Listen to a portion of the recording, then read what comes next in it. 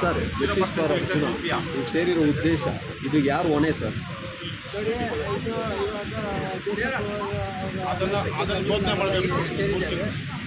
ಅರ್ಜುನ ಆನೆ ದುಡ್ಡು ನೋಡಿ ಇದು ಬಂದು ಅರಣ್ಯ ಇಲಾಖೆಯವರ ಬೇಜವಾಬ್ದಾರಿ ತಗೊಂಡು ಇಲ್ಲಿ ಯಾರು ಮನುಷ್ಯನು ಹೋಗಿ ಅಲ್ಲಿ ಆನೆಯನ್ನು ತಂದಿಲ್ಲ. ಇಲ್ಲಿ ಅರಣ್ಯ ಇಲಾಖೆ ಸಿಬ್ಬಂದಿಗಳು ಹೋಗಿ ಕಾರ್ಯಾಚರಣೆ ಮಾಡಿರೋದು.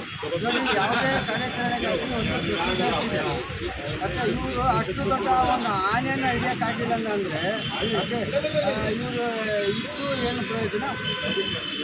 ಈಗ ಆ ಅರ್ಜುನ ಆನೆ 60 ವರ್ಷ ರಿಟೈರ್ ಆಗಬೇಕಿತ್ತು. ರಿಟೈರ್ ಆಗಿ ಆನೆಯನ್ನು ತಂದು ಕಾರ್ಯಾಚರಣೆಗೆ ಇದು ಮಾಡಿದ್ದಾರೆ. ಅಲ್ಲಲ್ಲಿ ಸುಮಾರು ಪ್ರೋಸೆಸ್ ಆಗಿದೆ.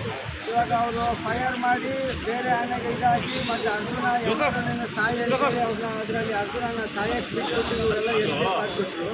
ಇವಾಗ ಅದು ತನಿಖೆ ಆಗಬೇಕು, ಯಾಕೆ ಈ ಥರ ಬೇಜವಾಬ್ದಾರಿತನ.